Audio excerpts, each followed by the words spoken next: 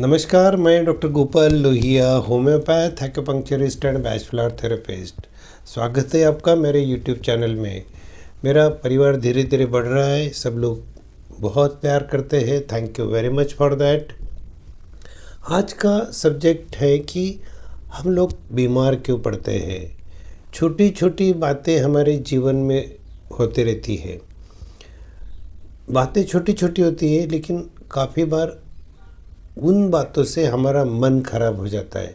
जैसे जैसे किसी ने घर में हमें बोल दिया, टोक दिया, डांट दिया, या कोई हमें घर में डोमिनेट कर रहा है, कोई हमें सर्विस जहां हम काम करते वहाँ डोमिनेट कर रहा है, या हमारे हमारे कोई व्यूज़ को वहाँ कोई रिस्पेक्ट नहीं है और लोगों को रिस्पेक्ट मिल रही है, हमको नहीं मिल रही, तो क्या होगा, हमारा मन खराब हो जाएगा।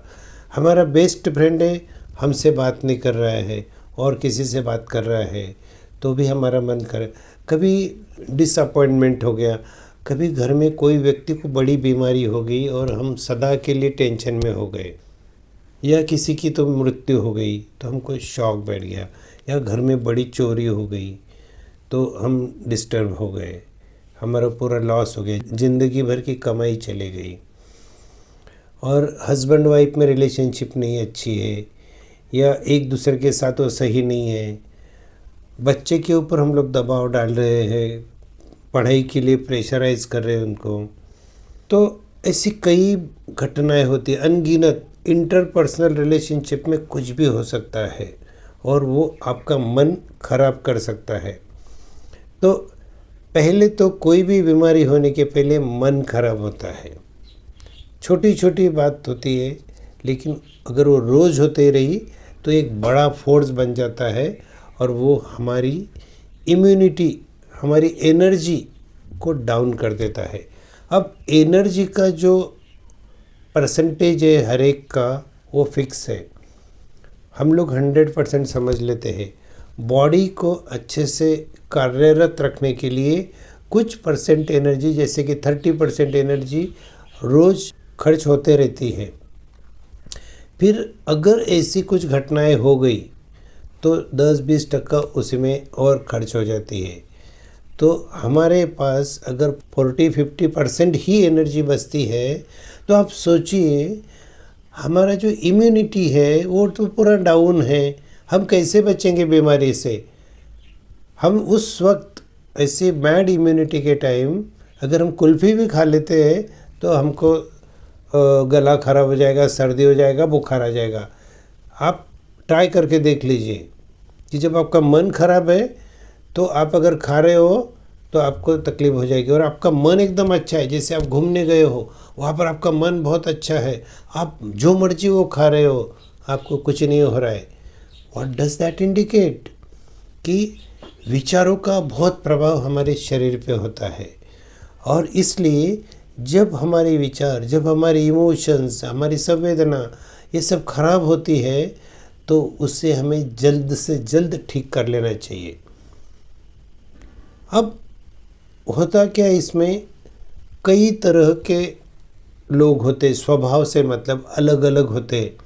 कोई तो इतने रफ एंड टफ होते हैं कि आप उनको कितना डांट लो, गाली दे दो, कोई फ़र्क नहीं पड़ता। भाई बोलते तू दे गाली, मुझे कोई फ़र्क नहीं पड़ता।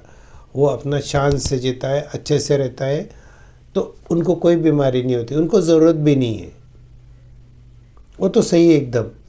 लेकिन कुछ लोग बहुत नाजुक होते हैं, कुछ मीडियम नाजुक होते हैं, कोई ज़्यादा अफेक्ट होते हैं, कोई थोड़े अफेक्ट होते हैं। और वो अगर ये अफेक्ट होने का सिलसिला बार बार शुरू रहा तो फिर मन क्या करता है, उसको जब सहन नहीं होता है, तकलीफ़ ज़्यादा हो जाती है, वो शरीर पे डाल देता है।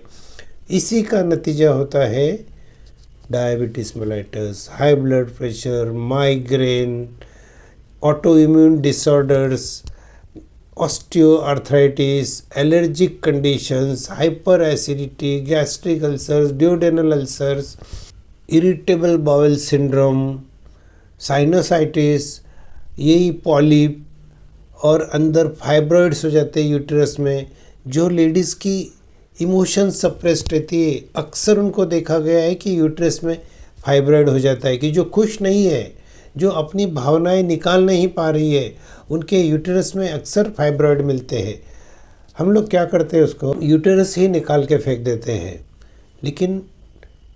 लेकिन वो ज़रूरी नहीं है। पहले आप अपनी भावनाएं ठीक करिए तो यूटेरस के फाइब्रॉइड भी डिज़ोल्व हो जाते हैं। कई बार हमने ये, मेरे क्लिनिक में तो कई बार ये मैंने किया हुआ है। हम लोग हिस्ट्री लेते हैं, हिस्ट्री में सब कुछ पता चलता है, दवाई देते हैं, फाइब्रॉइड धीरे धीरे कम होते, श्रिंक होते होते ख़त्म हो जाते हैं। यूटेरस निकालने की भी ज़रूरत नहीं पड़ती है। ऐसे ही अन्य बीमारी के साथ में भी होता है। हम लोग जब हिस्ट्री लेते हैं तो उसमें पता चलता है कि बीमारी कहाँ है, कौन से इमोशनल प्लेन पे अफेक्ट हुई है। वहाँ पर होम्योपैथी और बैच फ्लावर का कॉम्बिनेशन देके दोनों सही हो जाता है। तो एक चीज़ का ध्यान रखिए, जब हम अफेक्ट होते हैं इमोशनली, मेंटली, तो पहले तो आप बात करिए, अपने दोस्तों से बात करिए, अपने पेरेंट्स से बात करिए, या आप अगर बुज़ुर्ग हैं अपने बच्चों से बात करिए। अगर आपको कोई भी नहीं मिल रहा है, काउंसलर्स होते हैं, काउंसलर्स से बात करिए, उनको बताइए कि मुझे ये तकलीफ़ हो रही है, मुझे अब इसमें से किस तरह बाहर निकलना होगा। तो वो आपको कुछ सोच देंगे, कुछ होमवर्क देंगे। इसी को कॉग्निटिव बिहेवियरल थेरेपी बोलते हैं। तो आपके प्रॉब्लम्स के हिसाब से आपको सॉल्यूशंस बताएंगे। अगर इससे भी नहीं फ़ायदा हो रहा है तो 38 बैच फ्लावर मेडिसिन्स के वीडियोस मैंने बनाए हुए हैं। वो सब आपकी भावनाओं के ऊपर है, कौन सी इमोशन अफेक्ट होने से आपको क्या होगा, कौन सा बैच फ्लावर मेडिसिन एसेंस आपको लेना है, ये सब डिटेल में 1 बाय 1 बताया हुआ है। आपको अगर इसमें से निकलना है तो कुछ तो करना पड़ेगा। देखिए, आप अगर बोलेंगे मुझे पढ़ना भी नहीं है, मुझे सुनना भी नहीं है, मुझे किसी से बात भी नहीं करना है, तो फिर आपको सफ़र ही करना है। और जब इंडिया में मानसिक या इमोशनल तौर पे कोई बीमार हो जाता है या किसी जैसे डर लगने लग गया, तो गांव के लोग अभी भी तांत्रिक मांत्रिक के पास जाते हैं और बोलते हैं इसको शायद भूत प्रेत की बाधा हो गई है, ये शायद डर गया है, झाड़ फूँक करते हैं। मुझे तो यकीन ही नहीं होता है, हम कहाँ हैं, कौन से ज़माने में रह रहे हैं। ये सब की ज़रूरत नहीं है। आपको प्रॉपर उनको दवाई देनी पड़ेगी, प्रॉपर आपको बात करना पड़ेगा, आपको समझना पड़ेगा कि इसका रीज़न क्या है डरने का। एक मेरे पास में यंग लड़का 15 साल का, वो इतना डरा हुआ था कि कुछ भी नहीं हो रहा था उससे, हमेशा डरा हुआ। तो जब हिस्ट्री देखी मैंने, उसको पूरा अकेले में बात किया, तो उसको निकला कि उसको अभी भी यौवनावस्था में आया था, उसने कुछ पोर्न जैसी गंदी चीज़ें देख ली थी और वो मैस्टरबेशन की उसको आदत लग गई थी इसकी कम उम्र में। और ये ऐसी चीज़ें कि वो किसी को शेयर भी नहीं कर सकता था, बता भी नहीं सकता था, मन में घुट रहा था। और भी कुछ ऐसा लिटरेचर पढ़ लिया उसने कि ये सब करने से लिंग छोटा हो जाएगा, तुम्हारी पावर चली जाएगी, वैवाहिक जीवन ख़त्म हो जाएगा, ब्ला ब्ला ब्ला ब्ला। तो इससे पूरा डिप्रेशन में जाके उसकी पढ़ाई वढ़ाई सब चौपट हो गया और लड़का एकदम पैनिक स्टेट में चला गया। उसको थोड़ा स्टेपिसेग्रिया और थोड़ी rescue remedy, aspen, mimulus, pine, crab apple देके वैसे ही ठीक हो गया। और उसके घर वालों ने उसको सब तांत्रिक बिंत्रिक सब कर लिया था, काफ़ी पूजा पाठ भी कर लिए थे कि भाई इसका हॉरोस्कोप बताया, उसमें प्रॉब्लम हो रहा है, ये हो रहा है, वो हो रहा है, ये पूजा कर लिया, वो मतलब भाई ये सब जिसको पसंद है वो करिए, लेकिन पहले तो दवा करिए और उसी से सब ठीक हो जाता है। तो ऐसे कई उदाहरण है मेरे पास में कि जो सिर्फ बैच फ्लावर मेडिसिन देके ठीक हो गए हैं। और मुझे कितने रिप्लाई आते हैं कि डॉक्टर साहब मैंने ये दवाई ली, मेरा ये ठीक हो गया, मैंने वो रेस्क्यू रेमेडी लिया तो मेरा टेंशन ख़त्म हो गया। तो दोस्तों, मेरा कहने का मतलब एक ही है ये वीडियो में, समय रहते अपने आप को समझ लीजिए, क्या हो रहा है ये समझ लीजिए, क्यों हो रहा है ये समझ लीजिए, और बैच फ्लावर का कोई भी इसेंस यूज़ करिए, आपको यकीनन इसमें फ़ायदा होगा। अगर आपको कुछ भी नहीं समझ में आ रहा है तो मुझे मैसेज डालिए, मुझे कांटेक्ट करिए, मैं आपको हेल्प करने के लिए तैयार हूँ। तो दोस्तों, आज के लिए इतना ही। आशा करता हूँ आप आपको ये इस वीडियो से कुछ तो समझ में आया होगा। आज के लिए बस इतना ही, मिलते हैं अगले वीडियो में। तब तक के लिए स्टे हेल्दी, स्टे फिट